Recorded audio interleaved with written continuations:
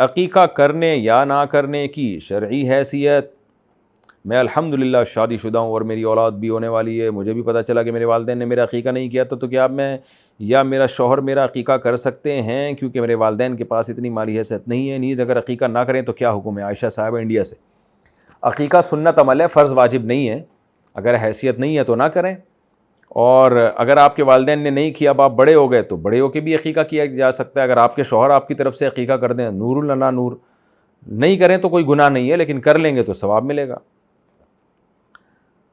1.25 مہینے تک الٹی اور پیشاب کیا پاک ہوتا ہے؟ کیا چھوٹے بچوں کی الٹی ناپاک ہوتی ہے؟ مجھے لگ رہا ہے یہ سوال ریپیٹ ہو رہے ہیں, پہلے بھی یہ میں ان کا جواب دے چکا ہوں.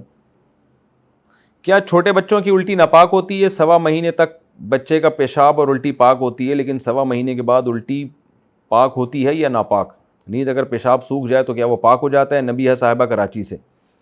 دیکھیں, بچے کی الٹی چاہے چھوٹا ہو یا بڑا ہو, اگر وہ ابکائی ہوتی ہے نا, جو بچے عام طور پہ دودھ پینے کے بعد کرتے ہیں, وہ تو پاک ہے. لیکن اگر منہ بھر کے الٹی ہوئی ہے تو وہ جیسے بڑوں کو ہوتی ہے, جب منہ بھر کے الٹی, تو وہ بچے کی بھی ناپاک ہے, بڑوں کی بھی ناپاک ہے. تو اس میں بچے بڑے میں کوئی فرق نہیں ہے.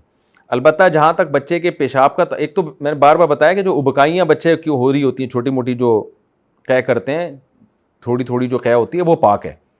پیشاب کا جہاں تک مسئلہ ہے, تو جو چھوٹی بچی ہے اس کا پیشاب اسی طرح ناپاک ہے جیسے بڑوں کا پیشاب ناپاک ہوتا ہے. لیکن جو دودھ پیتا لڑکا ہے, بچہ ہے, جو صرف فیڈ پر, دودھ پر ہے ابھی, اس کا پیشاب بھی ناپاک ہے, لیکن کم درجے کا ناپاک ہے.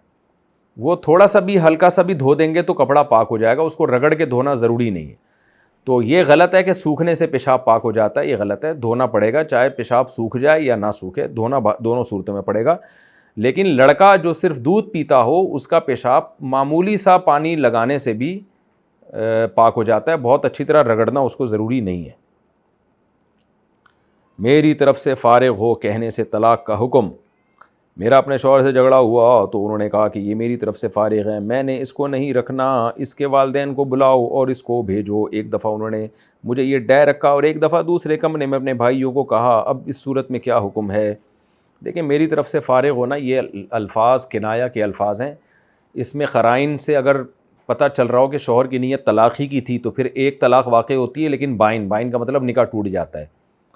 لیکن اگر قرائن سے پتہ چل رہا ہے کہ شوہر کی نیت طلاق کی نہیں تھی, اور شوہر یہ دعویٰ بھی کرتا ہے کہ میری طلاق کی نیت نہیں تھی, اور اس پر قرائن بھی نہیں ہے کہ اس کی نیت طلاق کی تھی, تو پھر طلاق واقع نہیں ہوتی. تو اب یہ جو اس طرح کے الفاظ ہیں نا, اب اس میں آپ کو چاہیے کہ آپ قریب میں کوئی بھی مفتی ہوں, وہاں جا کے پوری صورتحال بتائیں.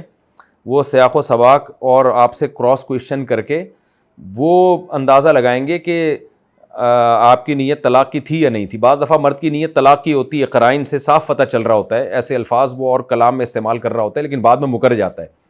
تو مفتی کا کام ہوتا ہے وہ یہ جج کرتا ہے کہ بھئی یہ